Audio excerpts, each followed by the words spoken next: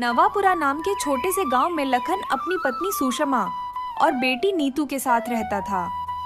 लखन मजदूरी कर किसी तरह अपने परिवार का गुजारा करता था, लेकिन इस बार की ठंड और लगातार होती बारिश ने उनकी मुश्किलें कई गुना बढ़ा दी थीं।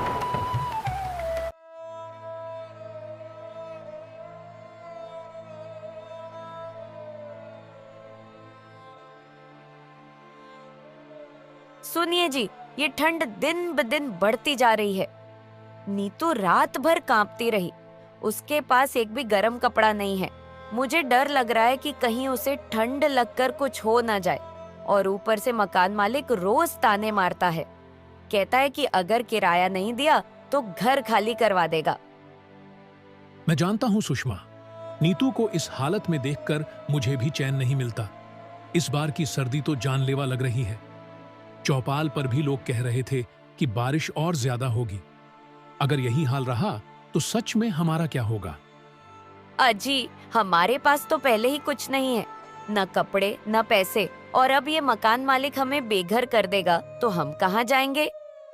तू चिंता मत कर सुषमा, मैं आज सेठ मनीराम के पास जाऊंगा। वो बड़ा आदमी है, किसी को जानता होगा जो हमारी मदद कर सके। मैं उससे उधार मांग लूंगा, नीतू के लिए गर्म कपड़े लाऊंगा और मकान का किराया भी चुका दूंगा। हम किसी तरह इस मुश्किल वक्त को पार कर लेंगे।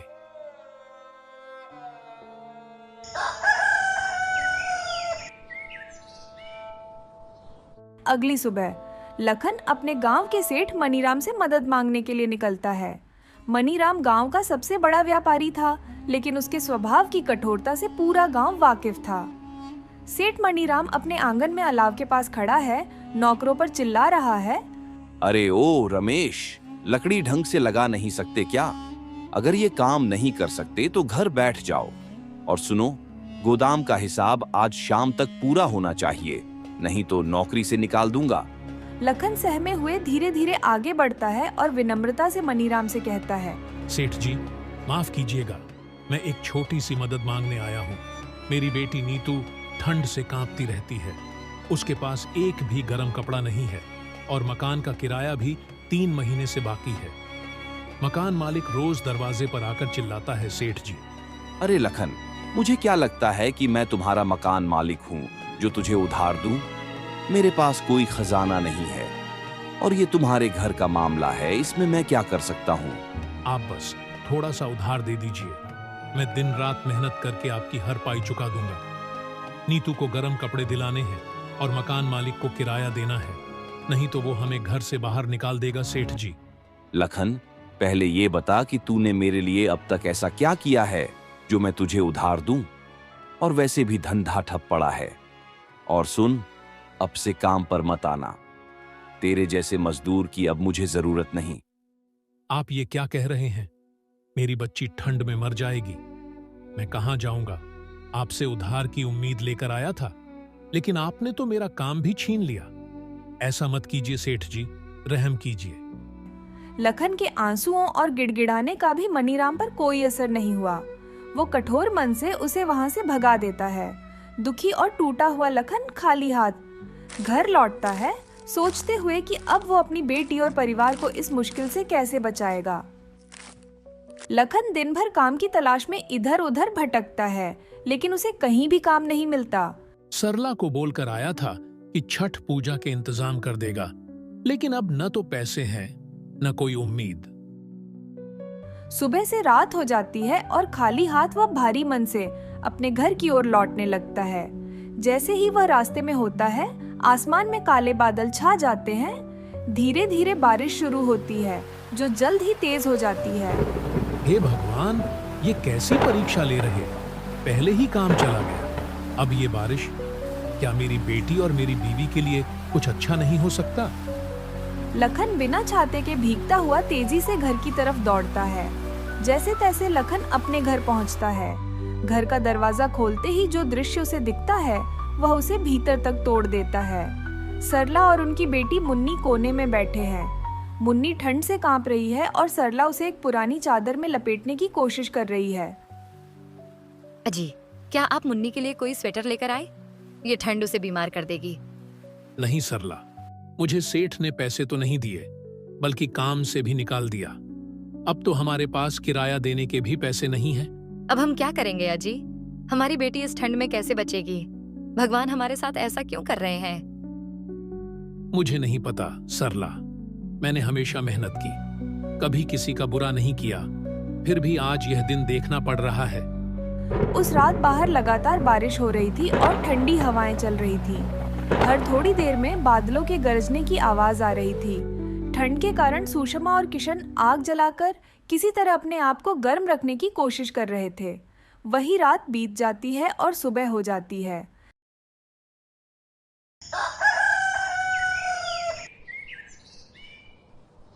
दरवाजे पर जोर की दस्तक होती है। सरला और लखन एक दूसरे को घबराते हुए देखते हैं।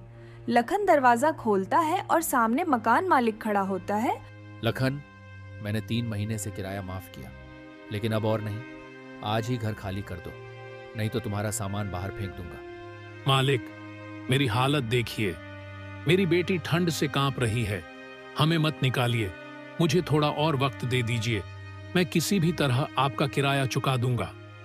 मुझे बहाने मत सुनाओ, मेरे पास भी खर्चे हैं। अगर आज घर खाली नहीं किया तो मैं खुद पुलिस बुला लूंगा। अब क्या करेंगे सज्जी? हमारी मुन्नी ठंड में बीमार हो जाएगी। हम यहाँ से चले जाएंगे सरला, शायद भगवान हमें इससे भी बड़ा रास्ता दिखाने वाले हैं, पर जब तक मैं जिंदा हूँ तुम्हें और मुन्नी को कुछ नहीं होने दूंगा। कुछ देर बाद मकान मालिक अपने साथ 2 आदमियों को लाकर उनका सारा सामान बाहर फेंक देता है। सुषमा और किशन अपनी बेटी को लेकर वहां से चले जाते हैं। अब तो न उनके पास कोई सामान था और न ही रहने का घर। वो रास्ते से जा रहे थे, तभी अचानक फिर से तेज बारिश होने लगी। ये देखकर सुषमा बोलती है, हे भगवान, अब ये बारिश भी हमारा साथ देने को तैयार नहीं है। हम कहाँ जाएंगे इस हालत में? अजी, अभी तो आज रात कहीं सर छुपाने की जगह मिल जाए, वही काफी है। कल का कल देखेंगे। हाँ, वो हमारे पड़ोसी है ना मंगतू भैया, आपके जिगरी दोस्त, उन्हीं के यहाँ चलते हैं। हाँ, तुम सही कह रही हो सुषमा। मंगतू हमारी मदद जरूर करेगा। दोस्ती किस काम आई है आखिर। वो दोनों अपनी बेटी को लेकर मंगतू के घर के करीब उस तेज बारिश में चलते हैं और मंगतू के घर का दरवाजा खटखटाते हैं। अरे भाई, इतनी तेज बारिश में इतनी रात को कौन दरवाजा बजा रहा है? अजी, बैठे बैठे बातें बना रहे हो, जाकर देखोगे तो पता चलेगा ना। सरला, तुम ज्यादा मत बोलो, चुपचाप पकौड़े बनाओ। अरे लखन, तुम पूरे परिवार के साथ इस समय यहाँ, सब ठीक तो है ना? अरे कुछ ठीक नहीं है, मकान मालिक ने निकाल दिया है। सड़क पर आ गए हैं हम लोग, बीबी बच्चों को लेकर कहाँ जाते, इसलिए यहाँ आ गया। आज की रात क्या हम तेरे घर में रुक सकते हैं? सब समझता हूँ लखन, पर मैं नहीं रख सकता। अभी तुम कोई और जगह तलाश कर लो। तुम कैसी बात कर रहे हो रामू? मैंने भी हमेशा तेरे अच्छे बुरे वक्त में तेरा साथ दिया है, और आज जब मुझ पर मुसीबत आई तो तुम मुझे फेर रहे हो। ऐसा मत कर मेरे भाई, एक ही रात की तो बात है, मेरी बच्ची बीमार हो जाएगी। लखन कुछ और बोल पाता, उससे पहले ही रामू ने उसके मुंह पे दरवाजा बंद कर दिया। ये लो जी, पकौड़े खाओ। कौन था दरवाजे पर? अरे सुषमा, वो लखन और उसका पूरा परिवार था। वह मकान मालिक ने निकाल दिया है, इसलिए यहाँ रुकने को आया था। मैंने बाहर का रास्ता दिखा दिया। जी, लखन तो आपका अच्छा दोस्त है ना, उन्होंने हमारी कितनी बार मदद करी है। आपने ये ठीक नहीं किया जी। अरे, मैंने कोई धर्मशाला खोल रखी है क्या, जो हर किसी को रख लूं? और कैसा दोस्त? अब उसके पास ना घर रहा ना कुछ और, तो वो मेरे किस काम का? मैं दोस्ती तभी तक रखता हूँ जब तक सामने वाले से फायदा हो। भगवान से डरिए जी, वक्त बदलते देर नहीं लगती। कहीं ऐसा ना हो ये आपके बड़े बोल आप पर ही भारी पड़ जाए। अरे सुषमा, ऐसा कुछ नहीं होता। ये लो पकौड़े खाओ, बड़े ही स्वादिष्ट बने हैं। उधर रामू पकौड़े की मजे ले रहा था और इधर किशन अपने परिवार को लेकर बारिश में घूम रहा था। इधर उधर वो सबको देखता, लेकिन कोई भी उसकी मदद नहीं कर रहा था। बारिश तेज हो चुकी थी। लखन, सरला और उनकी बेटी मुन्नी ठंड से कांप रहे थे। मुन्नी बुखार में तप रही थी। सरला का गुस्सा और दर्द अब जुबान पर आ गया। अजी, तुम तो कहते थे ना, मेरा दोस्त, जान लुटा दूंगा अपने दोस्त के लिए। वो कहाँ गया तुम्हारा दोस्त, जिसने हमें एक रात अपने घर में रुकने तक नहीं दिया? ये वही लोग हैं जिनके लिए तुम अपनी रोटी आधी कर देते थे। अब हमारे बुरे वक्त में सबने मुंह मोड़ लिया। क्या यही है तुम्हारे अपने? भाग्यवान, बुरे वक्त में ही पता चलता है कि कौन अपना है और कौन पराया। आज जो लोग मुंह फेर रहे हैं, वक्त आएगा जब ये लोग हमारी मदद मांगने आएंगे। कहाँ गए वो लोग जो कहते थे कि हम तुम्हारे अपने हैं? आज सबने हमें भिखारी समझकर धक्के मार दिए। भगवान भी हमारी सुनता क्यों नहीं? भाग्यवान, हिम्मत रख, ऊपर वाला सब देख रहा है। हमारी मेहनत और दुआओं का फल वो जरूर देगा। जिन लोगों ने आज हमें आंखें दिखाई हैं, एक दिन भगवान उनकी आंखें झुकाएगा। मुन्नी का बुखार बढ़ता जा रहा था। ठंड से कांपती बेटी को गोद में लेकर सरला बुरी तरह रो पड़ी। बारिश थमने का नाम नहीं ले रही थी और वे तीनों पेड़ के नीचे ठिठुरते हुए पूरी रात अपनी किस्मत को रोते रहे।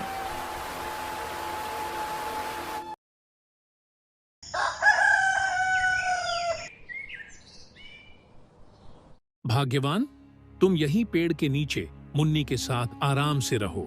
मैं कुछ खाने पीने का इंतजाम करके आता हूँ। अच्छा जी, ध्यान रखना, जल्दी आना।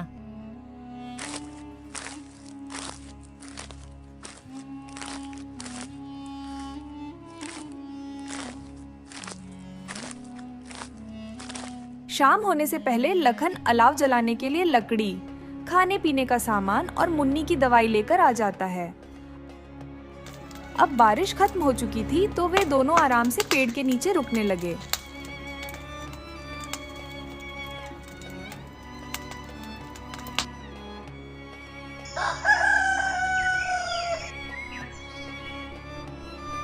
एक सुबह लखन का दोस्त मंगतू वहां से गुजरता है। अरे लखन भाई, तेरे इतने बुरे दिन आ गए हैं। इतनी ठंड में पेड़ के नीचे सो रहे हो, थू थू। देखकर दुख हुआ भाई। बस मंगतू भाई, वक्त का खेल है। आज तुम्हारा समय है। तुम हम पर हंसी उड़ाओ, लेकिन कभी समय बदलेगा, हम भी खुश होंगे। अरे सड़क पर आ गए हो, फिर भी घमंड। क्या हाथ लग गया तुम्हारे? कोई बात नहीं, खुश रहो। मंगतू उनकी हंसी उड़ाकर चला जाता है और लखन सरला की आंखों में आंसू आ जाते हैं। भाग्यवान, तुम इसकी बातों को दिल पर मत लो। हम अपनी हालत खुद सुधारेंगे। लखन काम की तलाश में गांव में घूमता है, लेकिन कहीं से कोई काम नहीं मिलता। लखन जब लौट रहा था तो वह देखता है कि गांव के चौपाल पर भीड़ लगी है। क्या बात है भाई, आज यहाँ इतनी भीड़ क्यों लगी है? भाई, वो बीकानेर के अमीर सेठ मानक चंद है ना, वो गरीबों को ठंड से बचने के लिए खाना और कंबल दे रहे हैं। जाओ जाओ, तुम भी ले लो। यह सुनकर लखन का चेहरा चमक उठता है। वह जल्दी से लाइन में खड़ा हो जाता है और सेठ मानक चंद से खाना और कंबल ले लेता है। भगवान आपका भला करें सेठ जी, आपने हमारी मदद की। उस दिन लखन की खुशी का कोई ठिकाना नहीं था। कंबल ओढ़ते ही उसे ठंड से राहत मिल गई। वह भगवान का धन्यवाद करते हुए तेज कदमों से घर की ओर बढ़ता है।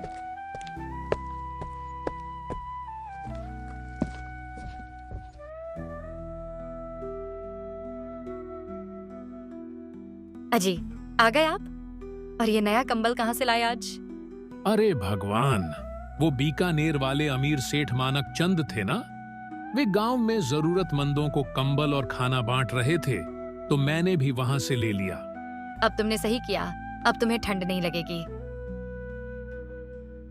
किशन, जो थोड़ी मेहनत के बाद मुश्किल से खाने का सामान लेकर आया था, अपने परिवार के साथ बैठकर खाने ही वाला था कि तभी एक बूढ़ा आदमी थरथराते कदमों से उनके पास आता है। ठंड और भूख से कांपते हुए वह अपनी कमजोर आवाज में बोलता है, बेटा, 2 दिन से कुछ नहीं खाया, भूख से जान निकल रही है। अगर थोड़ी मदद कर सको तो इस गरीब का जीवन बच जाएगा। बाबा, मैं खुद मुश्किल से 2 रोटियां जुटा पाया हूं। मेरे परिवार के लिए भी ये काफी नहीं है। मुझसे और मदद की उम्मीद मत कीजिए। बेटा, मैं जानता हूं कि तुम्हारी भी हालत अच्छी नहीं है, पर अगर मेरी जगह तुम्हारे बच्चे भूखे होते तो क्या कोई उनकी मदद करता? भगवान ने मुझे तुम्हारे पास भेजा है। हो सके तो दया करो। किशन एक पल के लिए चुप हो जाता है। उसकी नजर अपनी बेटी पर पड़ती है, जो भूखी होते हुए भी मुस्कुरा रही थी। वह सोच में पड़ जाता है और बूढ़े आदमी की हालत उसकी आत्मा को झकझोर देती है। बाबा, आपकी बात ने मेरा दिल छू लिया। भूख का दर्द क्या होता है ये मुझसे बेहतर कौन समझ सकता है। जो थोड़ा है वो भी आपसे बांट लूंगा। परिवार तो संभाल लेगा, लेकिन किसी की जान बचाना बड़ा पुण्य है। किशन उठता है और बूढ़े आदमी को अपनी 2 रोटियों में से एक दे देता है। बूढ़े आदमी ने खाना खाया और थोड़ा सा राहत महसूस की। बेटा, तुम्हारा ये त्याग मैं कभी नहीं भूलूंगा। भगवान तुम्हारे इस भले काम का फल जरूर देगा। तुम्हारे घर में कभी कमी नहीं होगी। बाबा, हम सभी इंसान हैं और इंसानियत ही सबसे बड़ा धर्म है। आप खाइए, भगवान हमारे लिए और इंतजाम करेंगे। पर बेटा, तुम इतनी सर्दी में यहाँ सड़क किनारे क्या कर रहे हो? लखन ने उसे अपने जीवन की सारी आपबीती सुनाई। बेटा, तुम्हारे साथ तो बहुत बुरा हुआ। माफ करना, मैंने तो तुम्हारा सारा खाना भी खा लिया। अब इतनी ठंडी में तुम लोग क्या खाओगे? बाबा जी, इसमें माफी की कोई बात नहीं। किसी की मदद करना ही इंसान का सबसे बड़ा कर्तव्य है। बेटा, मेरे पास ज्यादा कुछ तो नहीं है, केवल ये पोटली है। लो, ये मैं तुम्हें दे रहा हूं क्योंकि तुमने बिना किसी लालच के मेरी मदद की है। ये तुम्हारा हक है। ऐसा कहकर वो बूढ़ा व्यक्ति पोटली किशन को दे देता है। किशन के मन में कई सवाल थे, लेकिन उसने पोटली को आदर पूर्वक स्वीकार कर लिया। उसे नहीं पता था कि उस पोटली में उसकी जिंदगी बदलने की ताकत छुपी है। वह बूढ़ा आदमी धीरे धीरे वहां से चला गया। लखन और सरला उसकी बातों पर विश्वास नहीं कर पा रहे थे। अजी, वह बूढ़े बाबा तो बहुत गरीब लग रहे थे। भला वह हमें क्या ही दे सकते हैं? भाग्यवान, कभी कभी गरीबों की दुआ और आशीर्वाद ही सबसे बड़ा धन होता है। चलो, उन्होंने जो पोटली दी है उसे खोल कर देखते हैं। जब उन्होंने पोटली खोली तो उनकी आंखें फटी की फटी रह गईं। उसमें बहुत सारे सोने के सिक्के थे। अरे बाप रे, इतने सारे सोने के सिक्के! हाँ सरला, मुझे लगता है वह बूढ़े बाबा कोई साधारण इंसान नहीं थे। शायद यह भगवान का रूप थे। हाँ जी, आप सही कह रहे हैं। लगता है भगवान ने हमारी प्रार्थना सुन ली। इसके बाद लखन ने उन सिक्कों को बेच दिया और उनसे एक सुंदर सा घर बनवाया। अब उनके पास ठंड और बारिश से बचने के लिए एक मजबूत छत थी। लखन ने अपने लिए एक छोटा सा कारोबार भी शुरू किया, जिससे गांव के कुछ गरीबों को रोजगार भी मिल गया।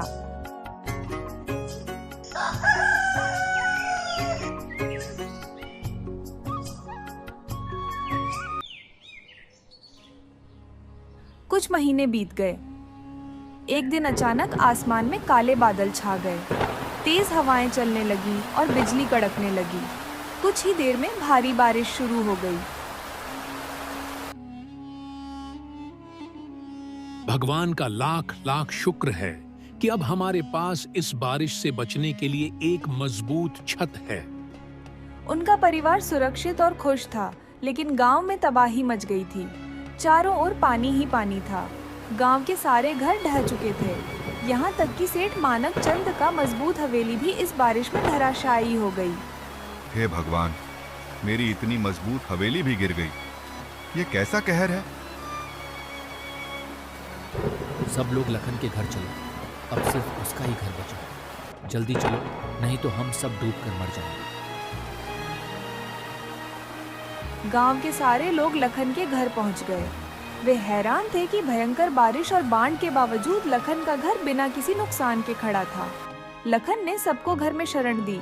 उनमें रामू भी था, जो पहले लखन का मजाक उड़ाया करता था और बुरे वक्त में उसकी मदद करने से पीछे हट गया था। लखन भाई, मुझे माफ कर दो।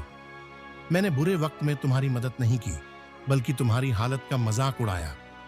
आज जब मेरा खुद का घर गिर गया तो समझ आया कि मैंने कितना गलत किया। रामू भाई, मैंने तुम्हें माफ किया। इंसान गलतियों से ही सीखता है। लेकिन याद रखना, जब भी कोई मुश्किल में हो, उसकी मदद जरूर करना। गरीब और असहाय लोगों का मजाक उड़ाने से ऊपर वाला नाराज होता है।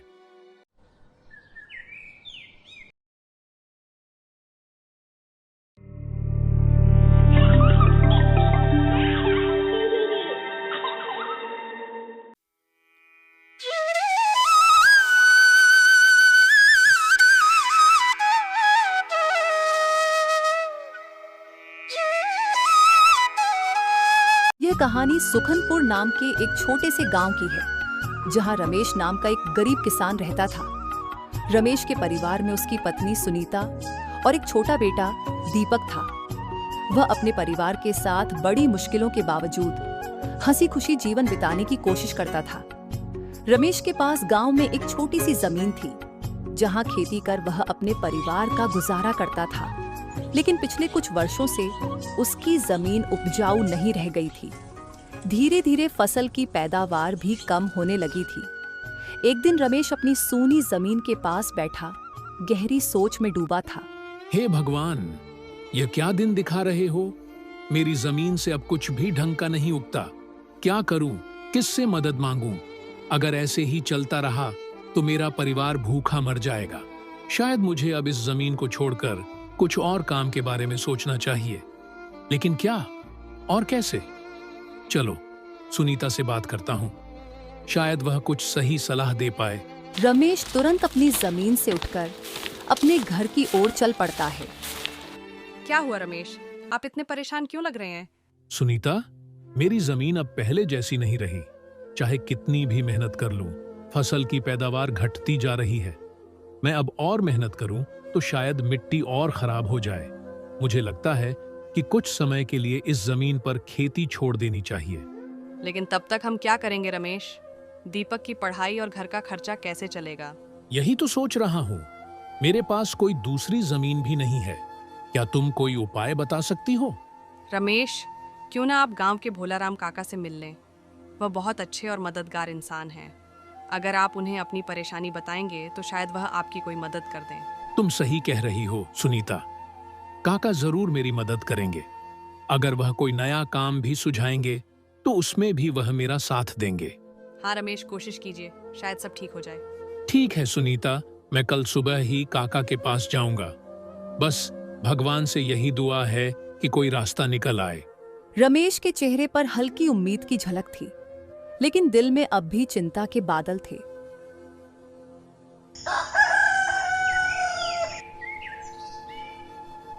अगली सुबह रमेश अपनी समस्याओं का हल ढूंढने के लिए भोलाराम काका के पास पहुंचता है।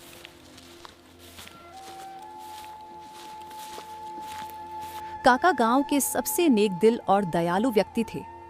रमेश को उम्मीद थी कि काका उसे उसकी परेशानी से बाहर निकालने का कोई रास्ता जरूर बताएंगे।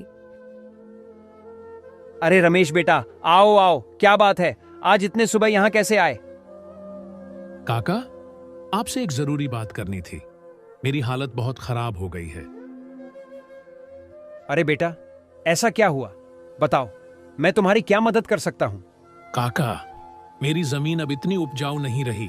चाहे कितनी भी कोशिश कर लूं, फसल घटती ही जा रही है। मेरे पास खेती के अलावा कोई और काम भी नहीं आता। अब समझ नहीं आता कि मैं क्या करूं।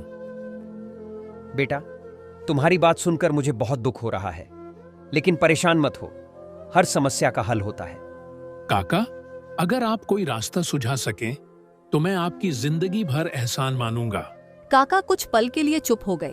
फिर उन्होंने रमेश को एक ऐसा सुझाव दिया जो रमेश के लिए उम्मीद की किरण जैसा था। देखो बेटा, मेरे पास गांव के बाहर एक जमीन है, तुम उस पर खेती कर सकते हो। काका, लेकिन वो आपकी जमीन है, इससे तो आपका नुकसान होगा। अरे बेटा, इसमें मेरा क्या नुकसान होगा? बल्कि इससे मेरी मदद ही होगी। मेरी उम्र अब ज्यादा हो गई है और मेरा बेटा शहर में रहता है। मेरी जमीन की देखभाल वैसे भी कोई नहीं कर रहा।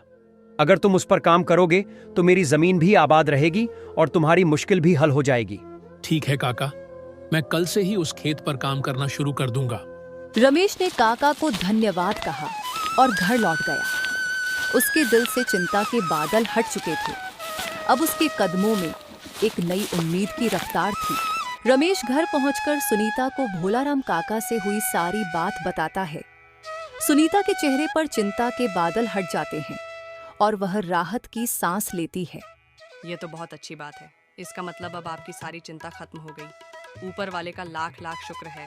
हाँ सुनीता, अब मुझे ज्यादा परेशान होने की जरूरत नहीं है। लेकिन मैं चाहता हूँ कि अब और मेहनत करूँ। कोशिश करूंगा कि आने वाले सालों में 1-2 और खेत खरीद लूं। ये तो बहुत अच्छा विचार है। अगर हम पहले से तैयारी करेंगे तो भविष्य में कभी ऐसी समस्या नहीं आएगी। बिल्कुल। अब हर दिन की मेहनत हमें एक बेहतर कल के लिए तैयार करेगी।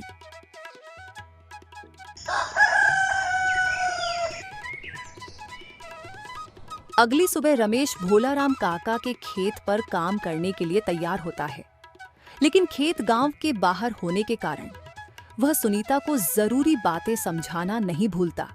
सुनीता, जरा इधर आना, मुझे कुछ बात करनी है। हाँ बताइए, आप कुछ कहना चाहते थे? सुनीता, काका का खेत गांव के बाहर है। वहां काम करने में शायद देर हो सकती है। अगर मुझे वापस लौटने में देर हो जाए तो तुम और राजू खाना खाकर आराम से सो जाना। ठीक है, लेकिन आप अपना ध्यान रखना, रास्ते में ज्यादा थकावट मत लेना। चिंता मत करो, मैं संभाल लूंगा। बस तुम राजू का ख्याल रखना। 1 मिनट रुकिए, मैं आपके लिए खाने का डिब्बा ले आती हूँ।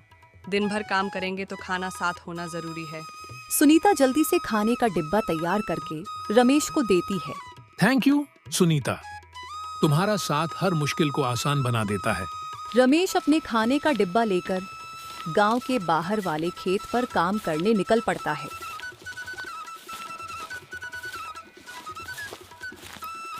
चलो, अब मैं यहाँ पूरी मेहनत से काम करूंगा। ये खेत हमारे भविष्य की नई शुरुआत बनेगा। रमेश अपनी कुदाल उठाता है और काम शुरू कर देता है। मेहनत और उम्मीद के साथ वह खेत की तैयारी में जुट जाता है।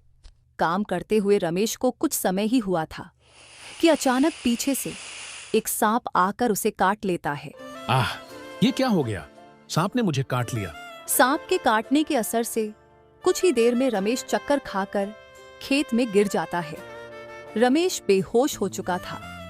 खेत गांव के बाहर होने के कारण किसी को इस घटना की जानकारी नहीं मिल पाई। सुनीता और राजू अब भी घर पर रमेश के सुरक्षित लौटने का इंतजार कर रहे थे। धीरे धीरे सुबह से रात हो जाती है और सुनीता रमेश का बेसब्री से इंतजार कर रही होती है। उसकी बेचैनी को देखकर राजू पूछता है, क्या हुआ माँ, पिताजी अब तक क्यों नहीं आए?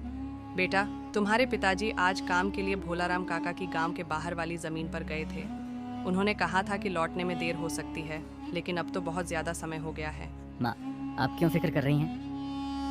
पिताजी ने जब कहा था कि देर हो सकती है तो उन्होंने सब सोच समझ कर कहा होगा। आप चिंता छोड़कर आराम करें। चलिए, आप जाकर सो जाइए। राजू की बात सुनकर सुनीता थोड़ी हिम्मत बटोरती है और अपने कमरे में सोने चली जाती है।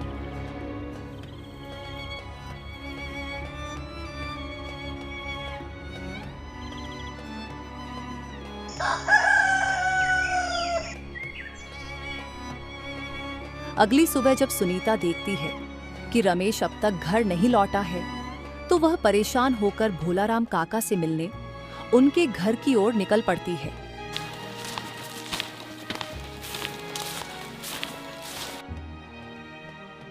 नमस्ते काका। नमस्ते बेटी, बताओ कैसे आना हुआ? काका, रमेश कल आपके गांव के बाहर वाले खेत पर काम करने गए थे, लेकिन अब तक घर नहीं लौटे हैं। क्या रमेश अब तक घर नहीं आया? ये तो बड़ी चिंता की बात है। काका, उन्होंने कहा था कि खेत गांव के बाहर है तो उन्हें देर हो सकती है, लेकिन अब तो पूरी रात बीत गई और सुबह भी हो गई। मुझे बहुत डर लग रहा है। बेटी, घबराओ मत, मैं तुरंत किसी को भेजकर पता करवाता हूँ। भोलाराम काका तुरंत अपने भरोसेमंद नौकर घनश्याम को बुलाते हैं। घनश्याम, तुम फटाफट खेत पर जाओ और रमेश को ढूंढकर मुझे खबर दो।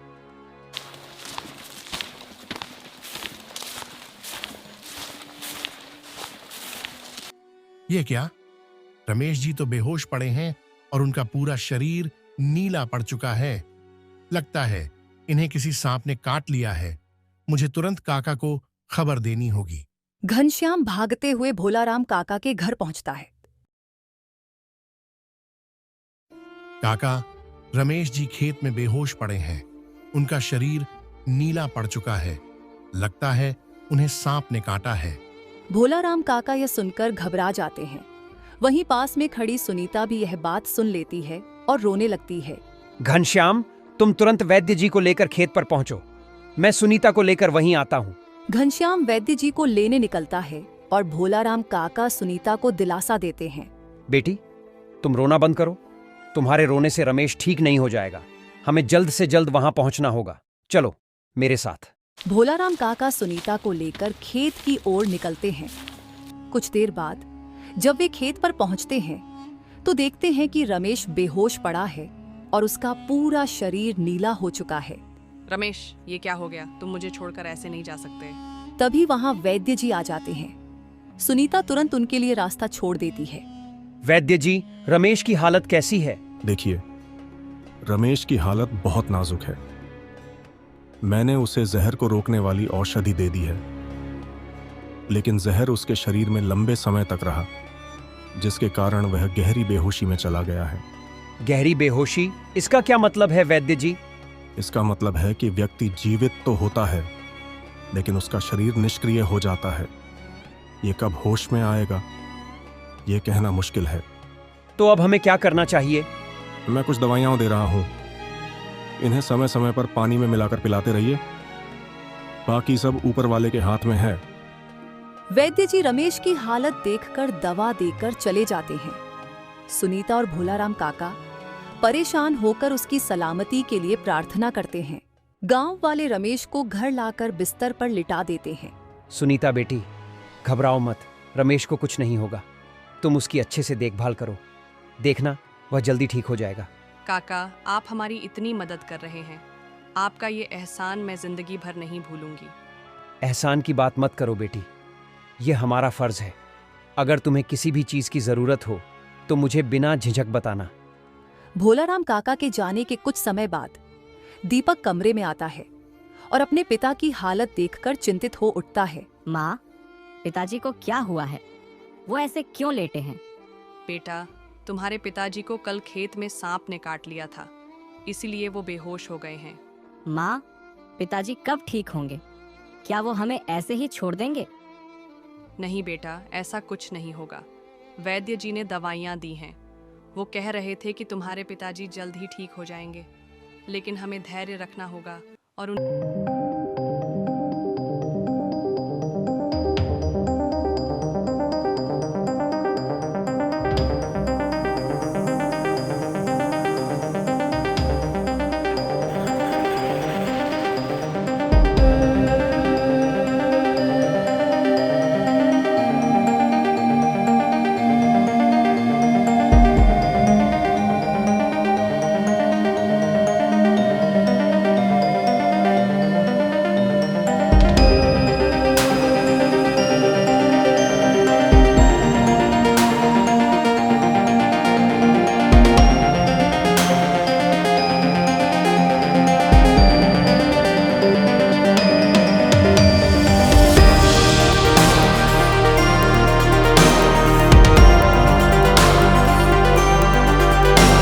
रमेश की तबीयत अभी वैसी ही है। मैं आपसे एक मदद मांगने आई हूँ। बेटी बोलो ना, मैं तुम्हारी किस प्रकार मदद कर सकता हूँ? काका, मैं चाहती हूँ कि जो जमीन आपने रमेश को दी थी, मुझे उस पर काम करने की इजाज़त दे दीजिए। मैं वहाँ काम करके अपने घर का खर्च और दीपक की पढ़ाई का इंतजाम करना चाहती हूँ। बेटी, तुम्हें वहाँ काम करने की कोई जरूरत नहीं है। मैं हूं ना, मैं तुम्हारे घर का खर्च हर महीने भिजवा दूंगा। तुम परेशान मत हो। नहीं काका, आपने अब तक हमारी बहुत मदद की है, लेकिन अब मैं खुद अपनी जिम्मेदारी उठाना चाहती हूँ। अगर सुनीता इतनी दूर खेत पर काम करेगी तो वो रमेश और दीपक का ध्यान नहीं रख पाएगी। मुझे कोई और हल निकालना होगा। ठीक है सुनीता, मैं तुम्हें खेत पर काम करने की इजाजत तो दे सकता हूं, लेकिन मेरी एक बात माननी होगी। तुम गांव के बाहर वाले खेत पर काम नहीं करोगी। मेरे पास गांव के अंदर तुम्हारे घर के पास भी एक जमीन है, तुम वहां काम कर सकती हो। इससे तुम्हें घर और रमेश दोनों का ख्याल रखने में आसानी होगी। काका, ये तो और भी अच्छा रहेगा, इससे तो मेरी बहुत मदद हो जाएगी। लेकिन सुनीता, सच कहूं तो मुझे तुम्हें खेत पर काम करते देखना अच्छा नहीं लगेगा। रमेश ने कभी नहीं चाहा कि तुम इतनी मेहनत करो। काका, लेकिन मेरे पास और कोई विकल्प नहीं है, मुझे काम करना ही होगा। रमेश का सपना था कि दीपक पढ़ लिख कर बड़ा आदमी बने, और मैं उसका सपना अधूरा नहीं रहने दूंगी। लेकिन मैं तुम्हें खेतों में काम करने की इजाजत नहीं दूंगा। मैं तुम्हें खेत पर काम करने के बजाय गांव के बाजार में एक फास्ट फूड का ठेला लगवाता हूं। वहां तुम अपनी कला से अच्छा पैसा कमा सकती हो, और यह काम तुम्हारे लिए आसान भी होगा। फास्ट फूड का ठेला? लेकिन काका, क्या ये सही रहेगा? बिल्कुल सही रहेगा। आजकल फास्ट फूड का काम अच्छा चलता है। और इससे तुम्हें घर और परिवार के लिए भी समय मिलेगा। मैं ठेले के सारे इंतजाम करवा दूंगा। काका, आपने आज फिर से मुझे और मेरे परिवार को संभाल लिया। आपका ये एहसान मैं जिंदगी भर नहीं भूलूंगी। एहसान की बात मत करो बेटी, मैं तो बस तुम्हारे परिवार को खुश देखना चाहता हूं। अब तुम बस ठेले पर मेहनत करो और रमेश के साथ दीपक का सपना पूरा करो।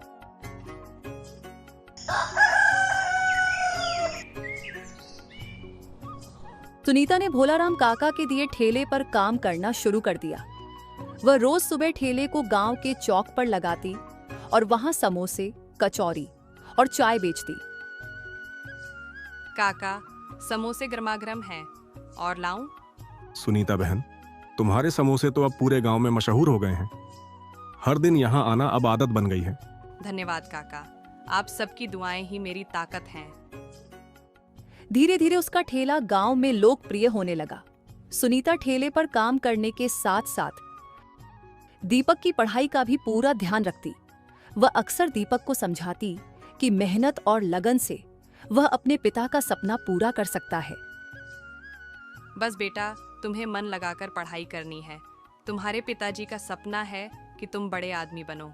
मैं तुम्हारे लिए हर मुश्किल झेलने को तैयार हूँ। ये आवाज। माँ, आप इतनी मेहनत करती हो, मैं वादा करता हूँ कि मैं अफसर बनकर आपको और पिताजी को गर्व महसूस कराऊंगा।